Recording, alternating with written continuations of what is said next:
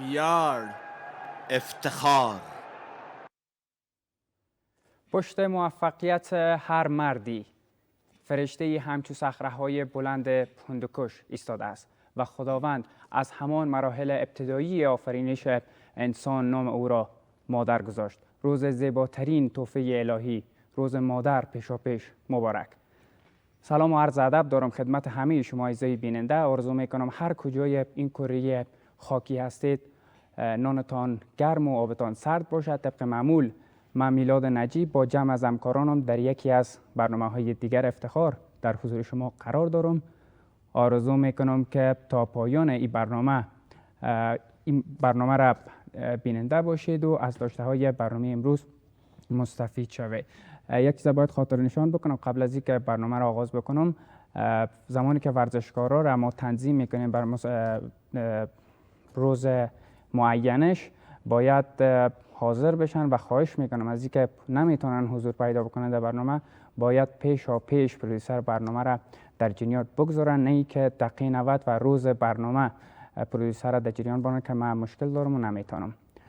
رقابت های تکواندو که نزدیک به 2 هفته پیش در ولایت میدان وردک راه اندازی شده بود، البته تکواندوی ITF ورزشکارا در او رقابت ها خیلی خوب ظاهر شدند و توانستند که عنوان های گوناگون را کسب بکنند. در همین مورد 2 ورزشکار، 2 قهرمان اینجا در استودیو با ما مهمان ما هستند، حضور دارند. آقای مسیح رحمانی و همچنان ببرک پکتیوال امروز مهمان ما در استودیو مرکزی رادیو تلویزیون ملی افغانستان است. از رحمانی صاحب شروع میکنیم. خیلی خوش آمدید. دوربینا در اختیارتان است. خوش باشین. سلام، احترامات خدمت شما و خدمت بیننده‌های عزیز. مسیح رحمانی هستم، یک تن از ورزشکاران تیم ملی افغانستان. بسیار خوش آمدید. خوش باشین. استاد مننه کوم تاسو نه سلامونه نیکی هیلې تاسو ته لیدونکو ته ابراخان پکتیوال یم، یو تن د ملي ټیم غړی. مننه کوم کور ودان. بسیار خوش آمدید.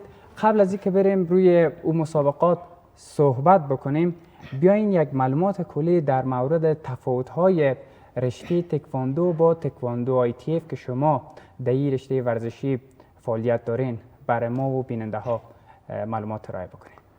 تکواندو ITF از طرف یک ماستر خارجی به نام جنرال چوی، خودش یک نظامی بود، به پانتون کابل آمدن و تأسیس کردن. بعد از او رئیس فدراسیون ملی تکواندو ITF شعیب رحمانی توانست که در المپیک راجستر بسازه و به همگی به همه ولایت ها برساند. ورزش ITF که ورزش ITF چقدر بیشتر در ورزش های دیگر تفاوت زیاد داره. بسیار خوب. و عمده ترین تفاوتش با تکواندو چه است؟ از ما تکواندو ITF که هست ضربات داره. تکواندو WTF که هست تاج است، تاج میکنن. از ما یانگ است، از ما پمسه است. بسیار خوب. بله. فکر کنم که خشونت بیشتر از او است، چون به دلیلی که در او فقط ضربی ایست که تماس باید داشته باشه و دی باید حریف تا بزنی لط بکنی. ضربات داره. بله. کدام وقت در تمرینات این رشته ورزشی خودت دچار صدمه شدی یا خیر؟ بله. یک بار ما در تمرینات دستم شکسته بود. در تمرینات در جریان فایت لغت خورد، دستم از اورنج میده شده بود. بسیار خوب. استاد پکتیاوال بر ما در مورد پرواندازی او دور از رقابت ها که در ولایت زیبای میدان وردک برگزار شده بود معلومات میده که با حضور چقدر ورزشکار از چند ولایت اشتراک کرده بودند. واقعیت رئیس صاحب نه ډیره مننه کوم د تکواندو ITF نه چې داسې یو مسابقې په هر ولایت کې مثلا انشاءالله په نظر کې نیول شوي چې داسې میدان وردک کې برګزار شي، داسې نورو ولایتو کې هم دي چې میدان وردک کې ډېر په ښه سطحه او ډېر ورزشکارانو ته یو روحیه ورکړو چې آینده دپاره دوی کولی شي چې مثلا ډېر ښه یو روحیه ولري، ورزشکارانو ته ډېره ګټه لري. په دغه مسابقو کې داسې په 100 نفرو په تعداد ورزشکاران وو چې ښه نتایج یې واخیستل او ډېر خوشحاله وو چې داسې مسابقې چې موږ ته برګزار شي نو آینده دپاره موږ یو روښانه راتلونکی لرای شو. بسیار خوب. تمرین مسابقه سطح برگزاری مسابقه از دید شما که یک مربی هم در بخش از رشته ورزشی هستید چگونه بود؟ واقعیت ما خپلم ډیر خوشایند تمام شو دغه چې مثلا ورزشکاران ډیر تلاش کړی او ډیر آمادګي ورته نیولې وه، خصوصا په نورو مسابقو نه دغه مسابقو ته ډیر آمادګي زیات نیولې وه. نو زه خپله هم ورته تعجب پاتې شوم چې واقعیت ورزشکاران اوس کولی شي چې ښه په ډاډه زړه په ډاډه فضا کې تمرین وکړي او داسې مسابقو ته آمادګي ونیسي. نو ما په نظره ډېرې سطحه د مسابقو ډېره لوړه وه. نو ما ته خپله هم یعنې داسې تعجب پاتې شوم دغو مسابقو ته. واقعیت چې کار کوي، شاگردان دی کار کوي واقعیت. بسیار خوب. و رحمانی صاحب در این دور از رقابت ها در چند ردی سنی پیگیری شد و خودت در کدام بخش فعالیت کردید؟ در این مسابقات به 3 رده سنی برگزار شد: نوجوانان، جوانان و بزرگسالان. ما و استاد ببرک در مسابقات تیمی اشتراک کردیم که توانستیم مدال طلا را از آن خود کنیم. و چند حریف شکست دادید در دور از رقابت ها؟ مسابقات تیمی البته یک رقم هستند که 5 نفر شرکت میکنن. 5 نفر شرکت میکنن و 1 نفر سرگروپ می باشه که از تیم مقابل 1 نفر استاد میکنن. ما از ما هم تیم ما انتخاب میشه، 1 نفر انتخاب میکنن، فایت میکنن. 3 برد داشتن تیم مقابل، 2 برد. تیمی که 3 برد داره برنده مسابقات اعلان میشه. بسیار خوب. مسابقه ها به گونه لیگ دیگه راه اندازی شده بود. بدلیل که خودتان گفتین از یک گروه 5 نفر در یک گروه بود و در گروه دیگه هم 5 نفر به شکل رده سنی نه. تکواندو ITF 4 بخش دارد. یک مبارزه انفرادی است، تیمی است، اجرای فرم، شکستاندن اشام سخت است و 4 بخش است از ما برگزار میشد. ما مسابقات لیگ نبود، مسابقات ولایتی بود. بیش از 6 ولایت اشتراک کرده بود، 100 ورزشکار بود و توانستیم که مدال طلا را از آن خود کنیم. بسیار خوب. و این مسابقات به گونه تک فایت است، حذفی است دیگه. بله. و خودت با شکست دادن مشخص چند حریف شکست دادی که تونستی که عنوان قهرمانی را به دست بیاری؟ ما یک حریف داشتیم که شکست داده میشنه، توانستیم در مدال طلا برسیم. بله. بسیار خوب. دیگه نفرمایید. جایگاه نخست بله. به دست آوردی. بله. بسیار خوب. فکر کنم همکارا اشاره میکنن یک بسته تصویری آماده نشر است، یک فارم است، او را با هم میبینیم که زود برمیگردیم. افتخار برشیجه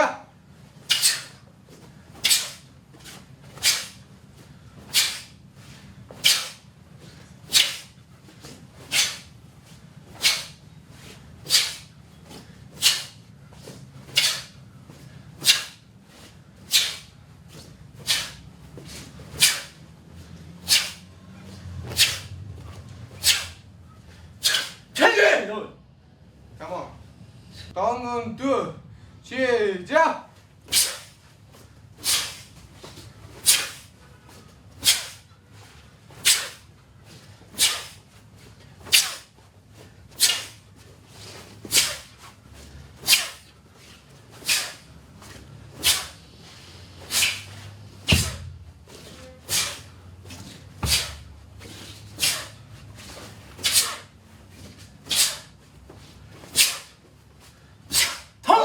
VR افتخار.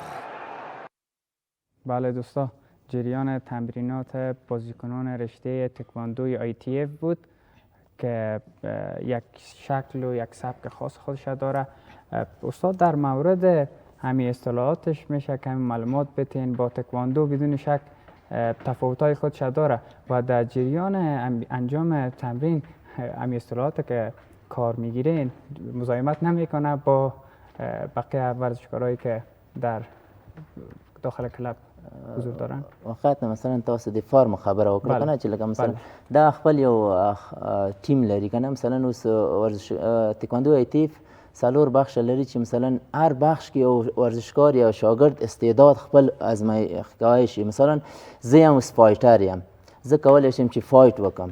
یو بل ورزشکار دی چې هغه کولی شي چې فارم کار وکړي، یعنی هغه د فارم استعداد لري.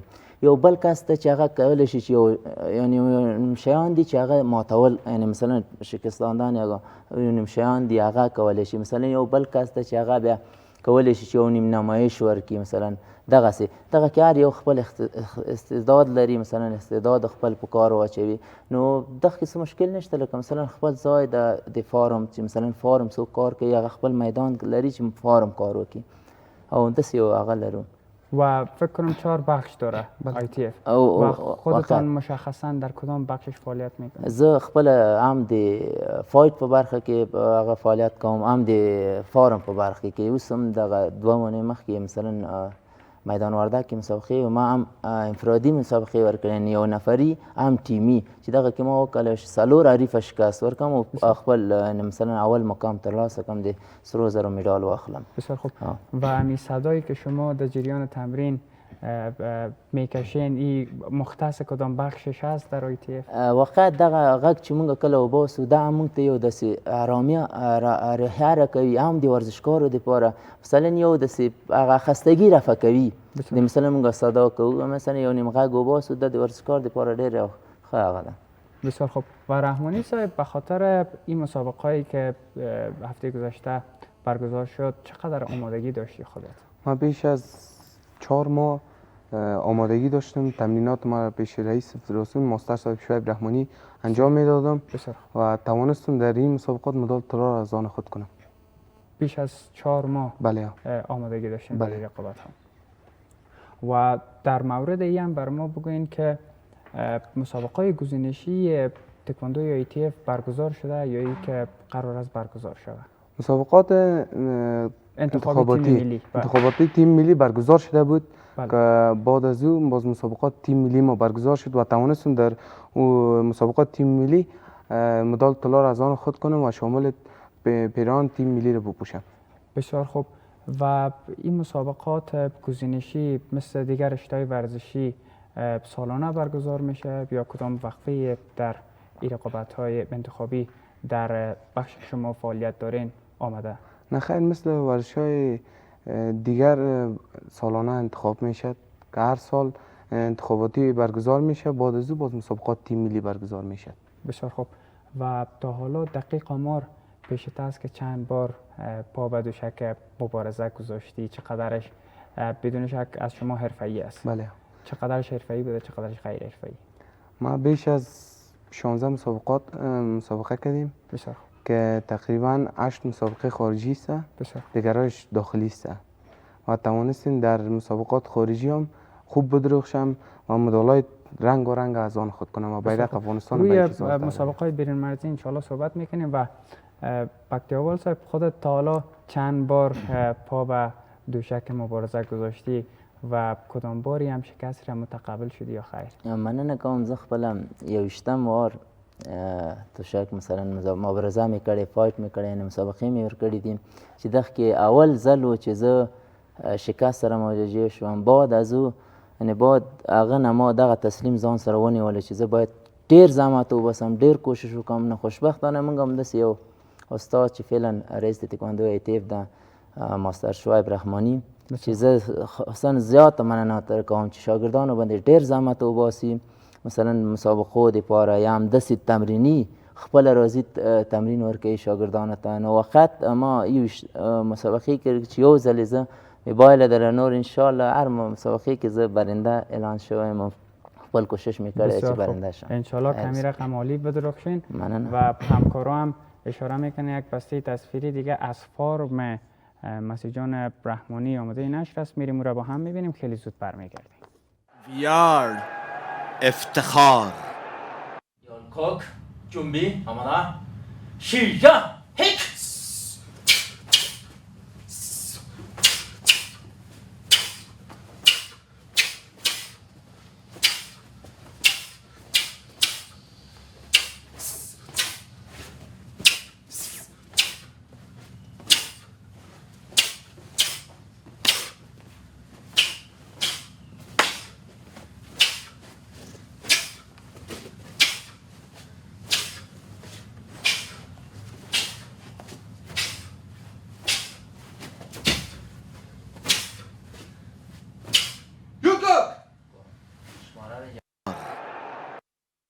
بله دوستا، بسته تصویری از فارم مسیح رحمانی بود که با هم دیدیم و یک چیزی که خیلی متغیر می‌سازه این رشته ورزشی را با بقیه ای است که یک صدای خاص و اصطلاحات خاص خودش داره. به گفته استاد روحیه میته به ورزشکارا زمانی که این صدا را کار میگیرن. رحمانی صاحب اگر بر ما بگوین که از چند سالگی پا به این رشته ورزشی گذاشتین و چه انگیزه باعث شد که رو به این رشته ورزشی بیارین؟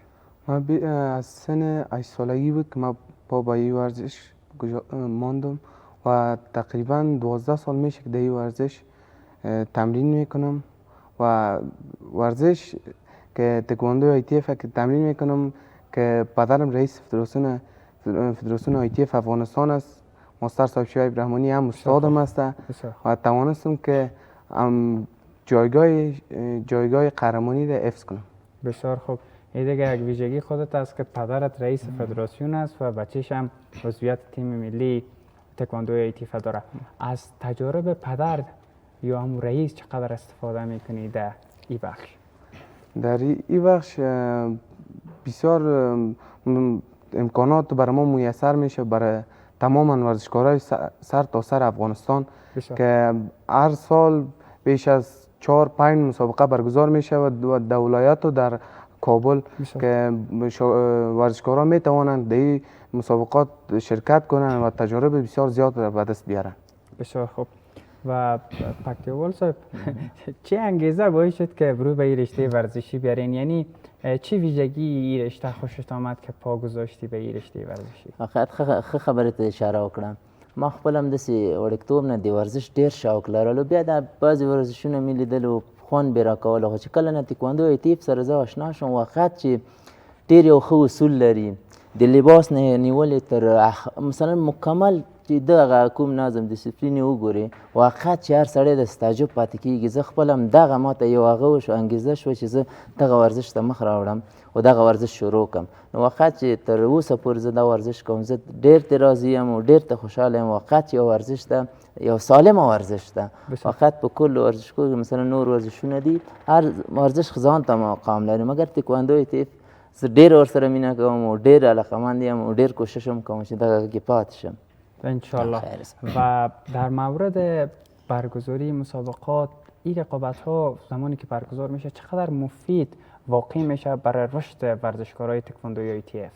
واقعیت داسې چې مسابقې برگزار کیږي مثلا هر ولایت و مخکې خو مشکل دغه و چې مشکلات خاطره نشو کولی چې زیات ولایتو ته. اوس خوشبختانه چې مثلا داخلي مثلا مرکز کې یا ولایتو کې مسابقې ډېرې برگزار کیږي، نو دا ورزشکارانو دپاره د شاګردانو دپاره ډېرې مفیدې تمامیږي. خوشبختانه اوس هر ورزشکار په دغه هغه ده چې مثلا اوس کوم ولایت به منتظر وي چې مثلا موږ ولایت کې مسابقې برگزار کیږي، نو دا ښه خبره ده مثلا د هر ورزشکار دپاره. نو واقعیت کوشش کوو چې نور هم داسې مخته لاړ شو. بله، یک ویژگی که حالا ورزش افغانستان با او از این امتیاز برخوردار است که ورزش از پایتخت از کابل عزیز راه پیدا کرده به سایر ولایت ها و ما شاهد بودیم که رقابت های گوناگون، رقابت های گزینشیش در ولایت های دوردست افغانستان را اندازی شد و این نشانده ای است که ورزش افغانستان مختص پایتخت و کابل نیست. از این به بعد استعدادها که در کوچه پس کوچه های افغانستان از شناسایی میشه و در ترکیب تیم ملی رشته های مختلف ورزش افغانستان استفاده میشه. رحمانی صاحب، پس از این رقابت ها حالا تمرینات چگونه پیش میره؟ تمرینات ما با سطح بسیار بلند پیش میره به خاطر که سفر بیرون مرزی داریم که ازبکستان است و یکی دیگهش قزاقستان است و کوشش داریم که در این تمرینات ما بسیار تمرینات شدید کنیم که تا بیرق افغانستان در اهتزاز برده. بسیار خوب. و دقیق وقتش مشخص شده مسابقه ازبکستان و قرغیزستان به نظر؟ بله، تقریبا 3 ماه مانده تا مسابقات برگزار شود و آمادگی بسیار زیاد را داریم که مسابقات آغاز شود و بتانیم شرکت کنیم. و در او رقابت ها کاروان ورزش افغانستان متشکل از چند ورزشکار خواهد بود؟ فدراسیون ملی تکواندو ITF حال در نظر دارد که مسابقات بهترینا را برگزار کند. بله. بهترینا را از بین بهترینا بهترینش را بکشه تا که در مسابقات خارجی بتانند به خوب بدرخشند. بله. و تا حالا مشخص نشده کدام ورزشکارا عازم ازبکستان میشن؟ نه خیر. بسیار خوب.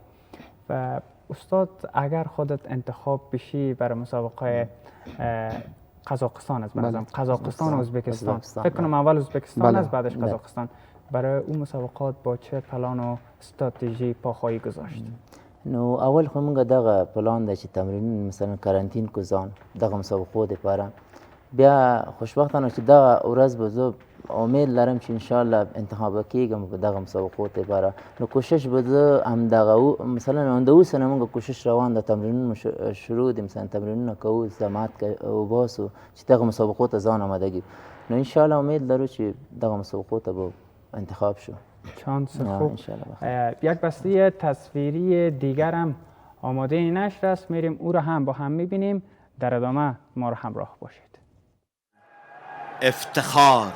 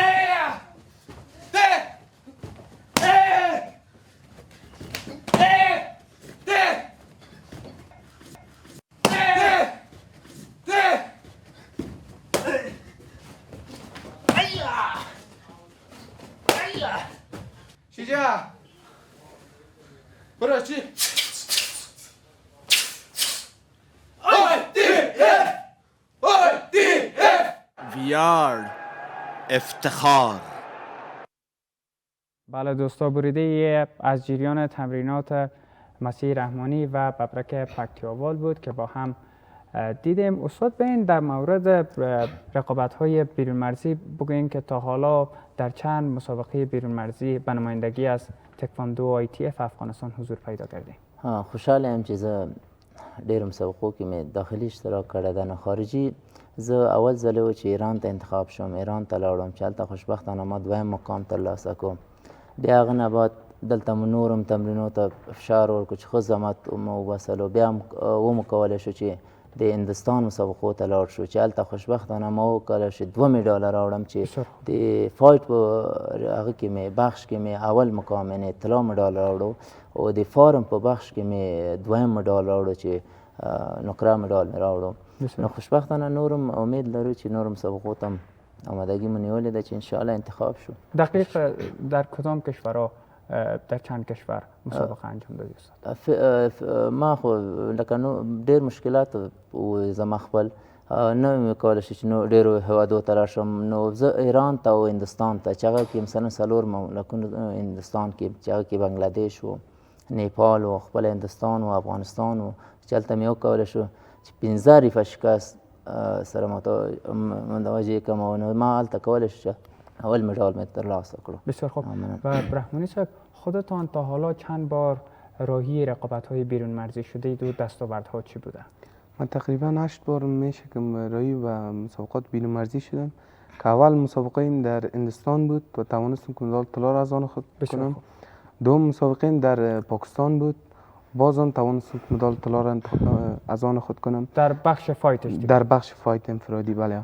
سوم در ازبکستان در سال 2018 بود که توانستم اشتراک کنم مدال برنز از آن خود کنم. در کدام کشور؟ در ازبکستان. بسیار خوب. بله. و دقیق من خودم شخصا نفهمیدم چند حریف باید شکست بدید تا اینکه مدال طلا را به دست بیارید؟ فدراسیون ملی تکواندو ITF روندش این رقم است که بر نظر بر وزن ورزشکار و سن ورزشکار است. بسیار وزن که باشه 50 کیلو تا 55 کیلو حق داره که اشتراک کنه، بسیار فایت کنه. بسیار در یک وزن میشه 10 نفر باشد، باید رقابت کنن و در یک وزن میشه که یک نفر باشن رقابت میکنن. بسیار بله. آمار دقیق نیست. آمار دقیق نیست. بله. دیگه چانس از دیگه. چانس از بله. کسایی که وزنش بلند باشه بدون شک کسایی که وزن بلند داره در هر رشته ورزشی بله. مخصوصا تکواندو بله. دیگه او میای استاد میشه و مدال طلا رو میگیره هم تو میره طرف خانه. واقعا هم دست ده. سال او قسم مسابقه انجام ندادی؟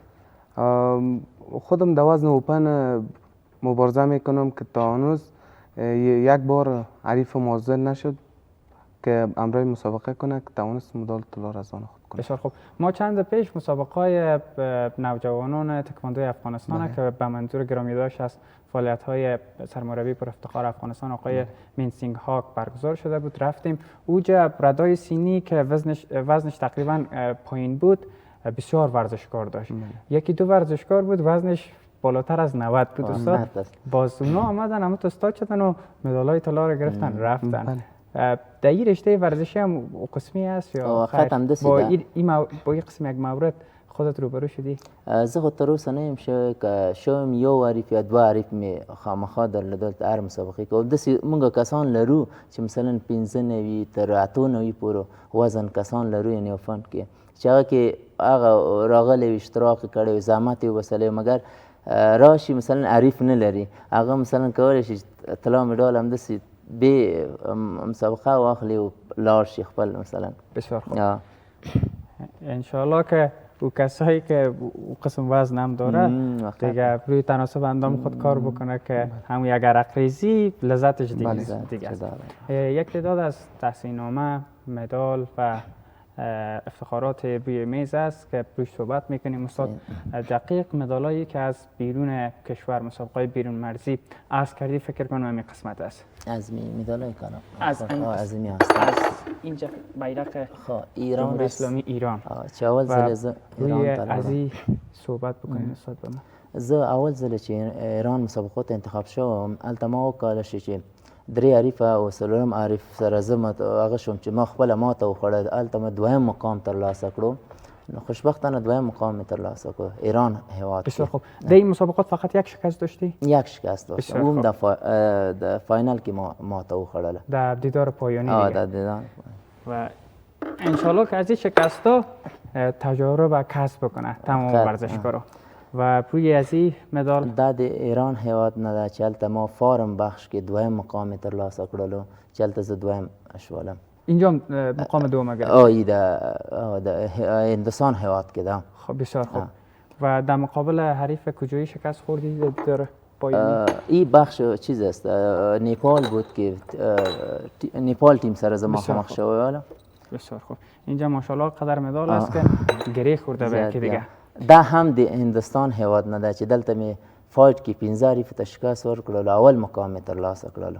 این دیگه که مدال طلاست. مدال طلاست چې دلته ما سره خپل دوه هندوستاني لوبغاړي سره مخامخ شول یو نیپالي و یو خوشبختانه بدبخت افغانه و چې هغه هم سره مخامخ شو هغه ته مې ماته وکړه اول مقام مې ترلاسه کړ. و در مورد این مدال دغه دویم مدال ده چې دا مې د مرکزي یعنې کابل کې ترلاسه کړی چې دلته زه اول ځل زه دویم شوم دلته چې هلته مې ماته خوړلې.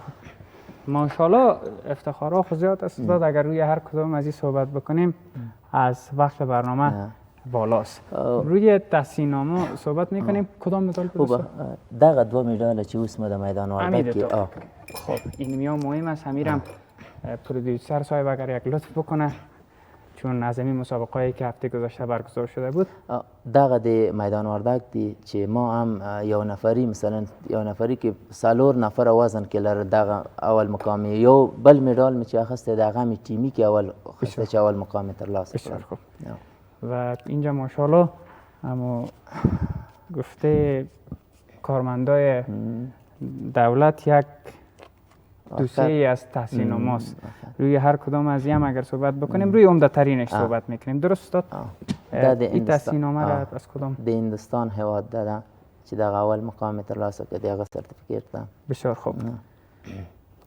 او د بل هم د هندوستان هوا داده چې دویم مقام ترلاسه کړلو. این تحصیلنامه است ای هم از هندوستان است. دم دویم مقام ترلاسه کړلو. هغه اول مقام و در دویم مقام.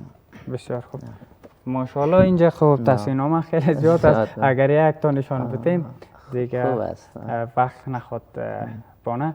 و روی تحصیلنامه و مدال های مسیح رحمانی هم صحبت میکنیم. مسیح جان اگر لطف کنی امور در اختیار من قرار بدی، اون مدال هایی که به نظر خودت جایگاهش، مدال ها همه جایگاهش خاص است. روی از این مدال، این مدال طلا از هندوستان گرفتم که اولین بار بود که در هندوستان مسابقه کردم. بیش از 3 حریف داشتم که شکست دادمش. مدال طلا هر سه تاش شکست دادی؟ بله. خودت دیگه از این مدال طلا هیچ پایین گپ نمیزنی. و اینی مدال یک قسم امو شیپش خاص است. بله. این از 2018 مسابقات ازبکستان است که توانستم که 2 حریف شکست بدم و 1 حریف شکست خوردم که توانستم مدال برنز از آن. بسیار خوب. این برنز است. بله. و حریفی که در برابر شکست خوردی از کدام کشور بود؟ از ازبکستان بود. ازبکستان دیگه کشور میزبان بود. بله. از امتیاز میزبانی هم برخوردار بود. و این از پاکستان است که توانستم که بیش از 2 حریف داشتم که شکست بدم مدال طلا را از آن خود کنم. بسیار خوب. این دیگه مدال طلا است. طلا است. بله. بسیار خوب. از پاکستان. ماشاءالله از خودت هم افتخارها قدر زیاد است. و امی که بندش یک قسم پرچم کشور فرانسه و روسیه هم در اختیار ما قرار بده. در کدام مسابقه فرانسه اشتراک نه نکردی؟ خیلی. این ما در مسابقات آنلاین اشتراک کردیم که توانستم مدال نقره را از آن خود کنم. مسابقه آنلاین؟ آنلاین فارم بود. بسیار خوب. این باز چه قسمی از مسابقه آنلاین؟ آنلاین ماسترهای خارجی میشینند در پیش سر کامپیوترها که ما آنلاین فارم اجرا میکنیم. باز نظر به ما اجرای فارم ما رو نمره میده و معلوم میشه که ما کدام مدال از آن خود کردیم. نمرگکی است دیگه. باز در مسابقه آنلاین چند نمره را کسب کردی؟ در مسابقات آنلاین 10 نمره از آن خود کرده بودم که حریف دیگه ایم که از ازبکستان بود در او شکست خوردم. همین حریفای ازبک دیگه بر تو بخی یک کابوس شده. ازبکستان یک کشور سرسخت است که ورزشکارای بسیار قدرتمند دارند که در آسیا گپ اول میزنن که و یکی دیگه شون که است به نام تیمور و اون در وزن اوپن است که تقریبا 5-6 سال است در وزن خود قهرمان آسیا است. بسیار خوب. در بخش تکواندوی ITF کدام کشور دست بالایی داره؟ یعنی در مسابقه وقتی که اشتراک میکنن مدال زیاد کسب میکنن. ازبکستان است. ازبکستان و قزاقستان. بسیار خوب. کدی روسیه. روسیه کشور بله. و ازبکستان و قرقیزستان هم دیگه نزدیکای روسیه است. به اون دلیل است که همون 3 کشوری که تقارب جغرافیایی دارن به اون دلیل فرهنگ و عرف و ورزش‌هایشون هم بیشتر رشد کرده. تحصیلنامه است که پرچم کشور ایران روش حک شده.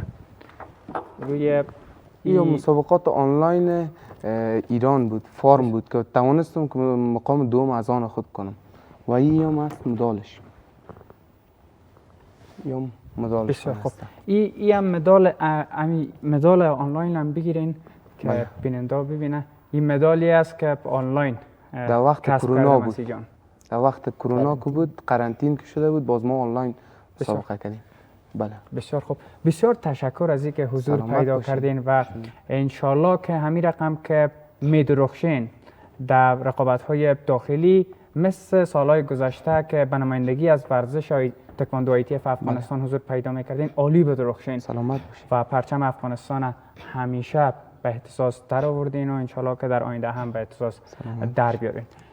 دوربین های ما در اختیارتان است. حرف و حدیث پیامی باشه به گوش مسئولان میشه برسانید. مننه کوم د تربیت بدنی نه چې اوس وخت هر رشته ته توجه کړې ده، هر رشته ته پاملرنه کړې ده، خصوصا تکواندو ITF ته. نو زه ځانګړې مننه ورنه کوم خصوصا رئیس صاحب د تکواندو ITF نه، رئیس صاحب مستر شعیب رحماني نه ډېره زیاته مننه کوم چې اوس مثلا تکواندو ته رشد ورکړی. په هر ولایت کې کوشش کوي چې مثلا مسابقې برگزار کړي، سمینارونه برگزار کړي. نو زه خاصا ډېر مننه ورنه کوم. کور ودان خیر اوسې. بخیر باشین و مرسی جان. تشکر و شما ما هم. تشکری خاص میکنم از تربیت بدنی ورزش و از جناب ماستر صاحب شعیب رحمانی سپاسگزاری میکنم که برای ما مسابقات برگزاری میکنه تا که ما میتونیم به خود مقایسه کنیم که در چی سطح هستیم بسیار و تشکری زیاد میکنم از ایشان. تشکر از شما هم که امروز و برنامه ما حضور پیدا کردین، افتخار بخشیدید و انشالله که همین رقم در بقیه امورات زندگیتان کامیاب و سرفراز باشید. مننه کوم تاسو نام دی بلنه ډیره مننه. بسیار تشکر. قربان. به این ترتیب میرسیم به پایان بخش نخست برنامه ای هفته افتخار. تا بخش دوم و تا ثانیه های دیگر که ما دوباره برمیگردیم، بدرود. یارد افتخار. درود مجدد ما را پذیرا باشید از افغانستان عزیز، کابل، قلب افغانستان، استودیو مرکزی رادیو تلویزیون ملی افغانستان. بخش دوم برنامه افتخار است و طبق معمول باز هم من میزبان یکی از قهرمانان دیگر که در بخش اتلتیک یا دوش فعالیت داره هستم. کسی که در رقابت‌های بیرون مرزی کشور ایران حضور پیدا کرده بود به نمایندگی از ورزش اتلتیک افغانستان و توانست که خیلی خوب ظاهر شود. ویس احمد عطایی اینجا در استودیو با ما هست. سلام، خیلی تشکر از اینکه حضور پیدا کردی. سلام علیکم، سلام به شما، به حاضرین در تالار و به تمام بیننده های بخیر عزیز. سلامت باشین، خسته نباشین. مسابقات چگونه بود؟ دور از رقابت ها که خودت اشتراک کرده بودی، چقدر ورزشکار از چند کشور اشتراک کرده بودن؟ مسابقه خوب بود. مسابقه اول در مشهد برگزار می شد و بعدا در تهران برگزار شد که در استادیوم آفتاب انقلاب و همچنان بسیار ورزشکارا اشتراک کرده بود. در حدود 200 ورزشکار اشتراک کرده بود از کشورهای مختلف، از 5 کشور که کشور عراق و ارمنستان، تاجیکستان و باشگاه‌های ایران و همچنان از افغانستان. بسیار خوب. و سطح برگزاری مسابقات چگونه بود؟ سطح برگزاری مسابقات بسیار خوب بود چون که این مسابقه بین المللی بود. بسیار خوب. و ایران بسیار خوب میزبانی کرد. و در چند بخش برگزار شده بود، یعنی در چند صد متر؟ در چندین بخش برگزار کرده بود که متاسفانه ما فقط از بخش دوش داشتیم. بسیار خوب. رشته های دیگر هم بود؟ رشته های دیگر هم بود، پرتاب گلوله، موانع و چندین بخش های دیگر هم بود که ما فقط در دوش بخش داشتیم. اتلتیک یا دوش حضور پیدا کرده بودین. به نمایندگی از اتلتیک افغانستان چند ورزشکار عازم تهران شده بود؟ به نمایندگی از اتلتیک افغانستان فقط 2 ورزشکاری که یکی از افغانستان و دیگر مهاجر بود که شاه محمود نورزی که خودم و شاه محمود نورزی هر دوی ما اشتراک کرده بودیم. و در کدام در چند صد متر خودت مسابقه دادی؟ ما در 200 متر مسابقه دادم و همچنان شاه محمود نورزی در 200 متر و 100 متر. بسیار خوب. و جایگاه چندم را در 200 متر از آن خودت کردی؟ ما جایگاه هفتم در 200 متر از آن خود کردم و همچنان شاه محمود نورزی جایگاه پنجم از آن خود کرد. بسیار خوب. و دمی بخش 200 متر مشخصا آمار دقیق پیشت هست که چند ورزشکار بود که خودت جایگاه هفتم به نظرم کسب کردی؟ حدود 50 ورزشکار بود از کشورهای مختلف که ما جایگاه هفتم از آن خود کردم. بسیار خوب. و در مورد ای هم بر ما بگو که دلیلش چی بود که تنها ورزشکار در بخش اتلتیک خودت عازم دور از رقابت ها شده بودی؟ مشکل ویزا بود یا ای که ورزشکارا آماده نبودن؟ ورزشکارا آماده بودن. 2 ورزشکار ثبت نام شده بودن و چون که وزارت خارجهش به ورزشکار ما که سفرلی است ویزا ندادن. دلیل ازمی بود. دلیل ازمی که ویزا صادر نکرده بودن اشتراک کرده نتونسته او مسابقه. بسیار خوب. و شاه محمود نورزی کسی که در اتلتیک افغانستان واقعا دست بالا دارد، در رقابت‌های گوناگون به نمایندگی از افغانستان حضور پیدا کرد، از جمله رقابت‌های کشورهای اسلامی که در قونیه ترکیه برگزار شد خیلی خوب ظاهر شد و توانست که رکوردهای خود بهبود ببخشد. دی دور از رقابت‌ها با نورزی دیدار کردی، از تجارب و از امو معیارهایی که نزد از او بود استفاده کردی آخر؟ بله، در این مسابقه اول در مسابقه گروهی شاه محمود نورزی در گروه خود بود و ما در گروه خود که هر دوی ما به فاینال را پیدا کردیم و در فاینال ما مقام هفتم و شاه محمود مقام پنجم کسب کرد. از بسیار خوب. و گفتنی های نورزی بر خودت چی بود من حیث وطندارش؟ من حیث یک قهرمان گفتنی های نورزی به خودم، چون که خودش بسیار تلاش کرده، از ولایت دوردست که از ولایت فرا آمده بود در کابل تمرین میکرد، بسیار تلاش کرده و پشت کار داشته و واقعا یک قهرمان خوب هست. و پیش از این که پا به مسابقه بگذاری نورزی برات چی گفت باید روی کدام موردها بیشتر تمرین بکنی، تمرکز بکنی؟ نورزی یگانه گپ که در جریان مسابقه میگفت برام، میگفت حسابت آرام باشه. بسیار خوب. در جریان مسابقه که حسابت آرام باشه شاید خوب یک نتیجه خوبتر بگیری. بسیار خوب. سوالاتی را ما به خاطر در رابطه با نورزی پرسیدم ازت که او یک کارنامه درخشان در بخش اتلتیک خودت هم در جریان هستی داره و چون خودت تنها بودی به نمایندگی از ورزش اتلتیک افغانستان، بدون شک نورزی دیگه خودت کمک کرده در بودهای مختلف. بله، بدون شک نورزی یک قهرمان عالی و در عرصه اتلتیک بسیار با ما کمک کرد، چون که چندین تجارب داشته بود، چندین مسابقه داده بود در باشگاه‌های مختلف، در مسابقات مختلف و همین جام امام رضا یک جام بسیار معتبر بود که ما اونجا اشتراک کردیم و بسیار مسابقه اول من بود، استرس داشتم و بسیار کمکم کرد.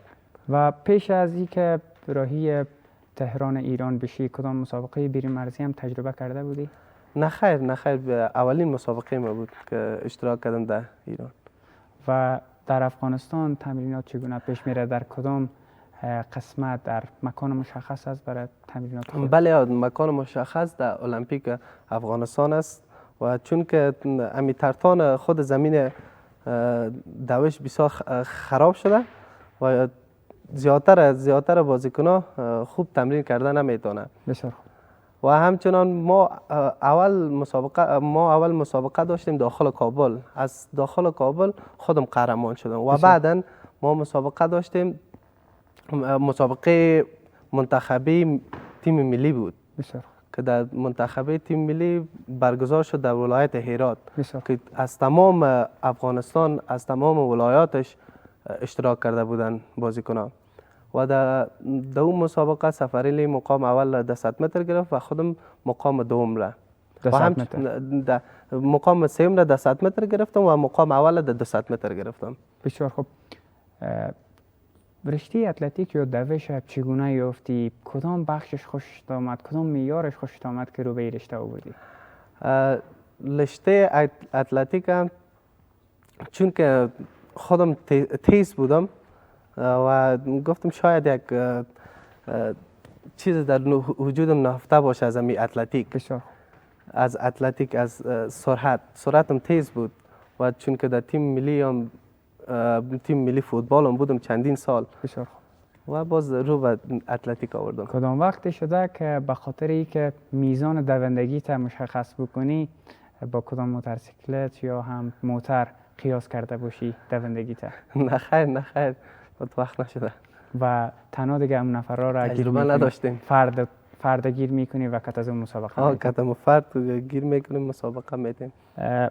عطایی بر ما بگو که یک کسی که بخواد بیا پا بر رشته دوندگی بگذاره باید چه ویژگی و معیارهایی را در وجود خودش داشته باشه؟ معیار اول باید یک قد مناسب داشته باشه، قدش بلند باشه. بسیار خوب. همچنان قدرت داشته باشه و سرعت داشته باشه. قدرت داشته باشه که قدرتش به سرعت تبدیل شود. بسیار خوب. خوبتر میدوه. یعنی کسایی که قد پخش داره دیگه نتیجه نمیده ای بخش. بعض قد بخش هم داریم که سرعتشان خوبتر است، قدرتشان خوبتر است. چون که من در اولین اشتراکم، در اولین مسابقه در کابل اول شدم. بین بسیار قد بلندا بود. و در دومی مسابقه هم که انتخابات تیم ملی بود و همچنان عبدالوهاب ظاهری که المپیان قبلی افغانستان هم اشتراک داشته بود. بسیار خوب.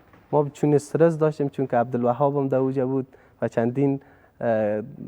چندین بازیکن دیگر هم در اوجه بود و تانستم مقام اول در 200 متر بگیریم و در 100 متر مقام سوم. بسیار خوب. و خودت از رشته فوتبال رو آوردی به دوندگی؟ خودم از رشته چرا فوتبال نتیجه ندادی؟ چه قسمی؟ رشته فوتبال خوب رشته است اما دیدم که بسیار مشکلات دارم در فوتبال، رو آوردم به اتلتیک. بسیار خوب.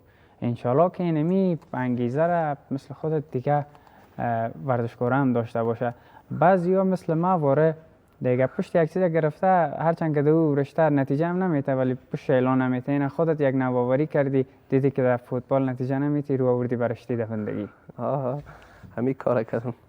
و دقیق بر ما اگر بگویی چقدر وقت میشه، چند سال میشه که رو به دوندگی آوردی؟ ما دقیق 8 ماه، مدت 8 ماه میشه که در 8 ماه عضویت؟ بله 8 در 2.5 ماه عضویت تیم ملی را گرفتم. بسیار خوب.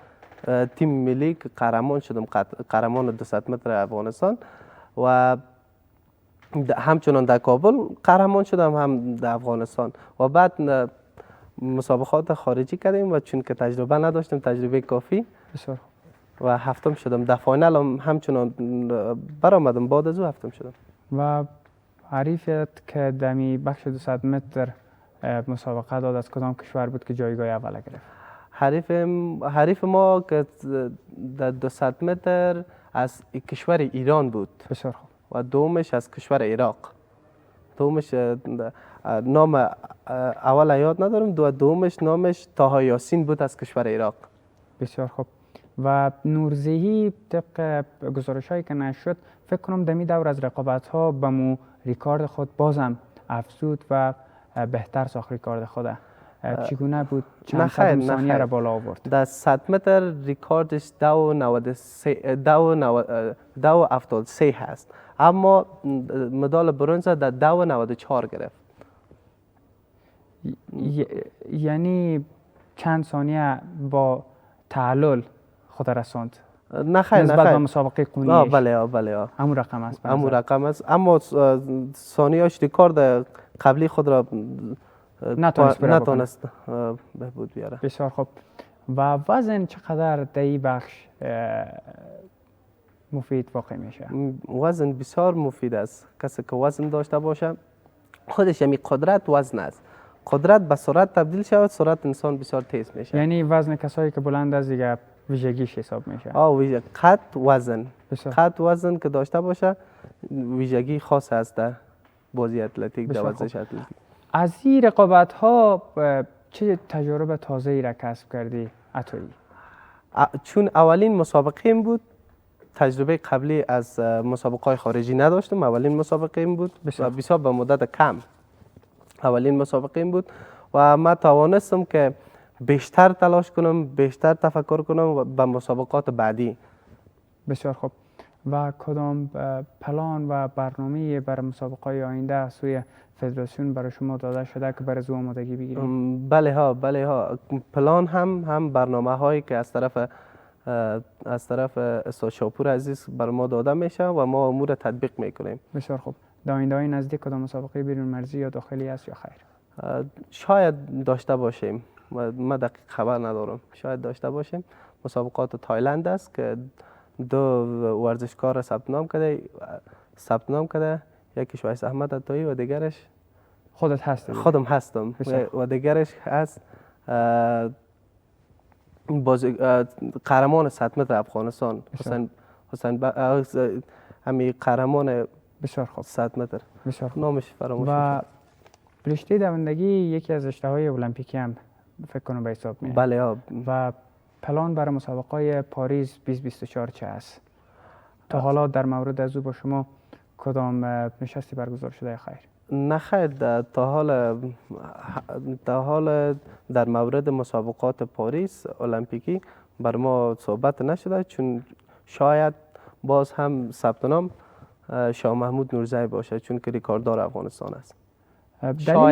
شاید دلیلش بدون شک در رقابت‌های خونی هم شاه محمود نورزی حضور پیدا کرد به نمایندگی از دوش افغانستان. حالا دلیل چی است که یک یا دو ورزشکار عازم او رقابت ها میشه؟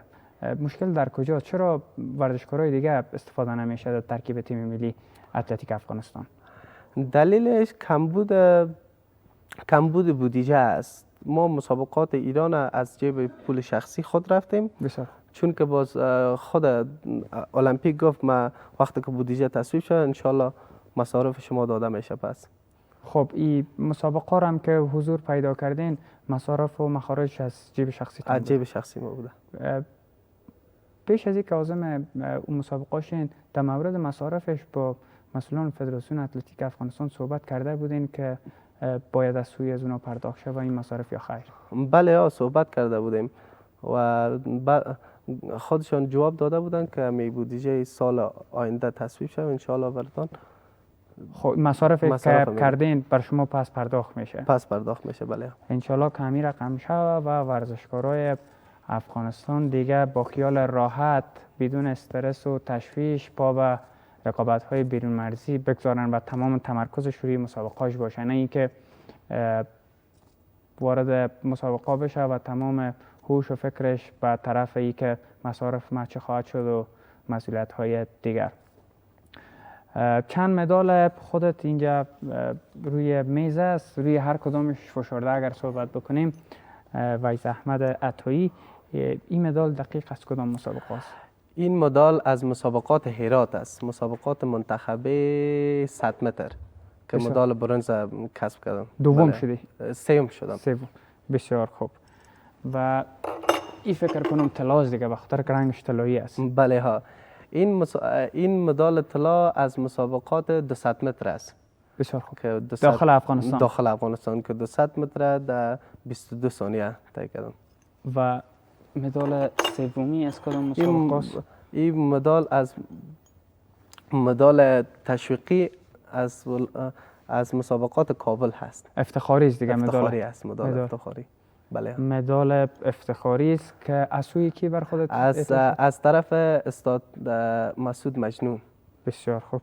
انشالله که این رقم افتخاراتت زیاد شود و کارنامه درخشانی بر دوش افغانستان از خود به جا بگذاری. روی از این تحصیل نامه اگر صحبت بکنی. این تحصیل نامه از کشور ایران هست. از کشور ایران. از این دوره از مسابقات؟ از این دوره. دور سوم مسابقات جام امام رضا و من بار اول مسک اشتراک کردم و این تحصیل نامه جام هست. بسیار خوب. و دقیق برای کدام ورزشکارای تحصیل نامه داده میشد؟ باید جایگاه چندم بگیری که تحصیل نامه برات داده شد؟ باید در فاینال بیایی که تحصیل نامه برای مستحق تحصیل نامه شد. و روی از این تحصیل نامه هم صحبت بکن. این حکم قهرمانی است. حکم قهرمانی 200 متر است که مقام اول کسب کردم. بسیار خوب. انشالله که همین رقم عالی بدرخشی. تحصیل نامه و مدال با توجه به اینکه خودت تازه به این رشته ورزشی آمدی خیلی زیاد است و انشالله که همین رقم عالی بدرخشی و بتانی یک روزی در رقابت‌های المپیکی به نمایندگی از اتلتیک افغانستان حضور پیدا بکنی. کامراها، دوربین ها در اختیارت است. اگر حرف و حدیثی باشه خیلی کوتاه بگوی. اولتر از همه روز فرارسیدن و روز مادر به تمام مادران افغانستان تبریک میگم، مخصوصا مادر جان خودم. بسیار. و پیامم به تمام جوانایی است که تلاش جای خود پیدا میکنه. تا میتونین تلاش کنین. بسیار خوب. بسیار یک پیام خوب، یک پیام با معنا و مفید. به این ترتیب ما هم میرسیم به پایان یکی از برنامه‌های دیگر افتخار. تا برنامه‌های دیگر که من میلاد نجیب با جمع از همکارانم در حضور شما قرار میگیریم، شما را به خداوند منان و بی‌نیاز میسپارم. بقیه برنامه‌های ملی و ملی اسپورت همچنان بیننده باشید.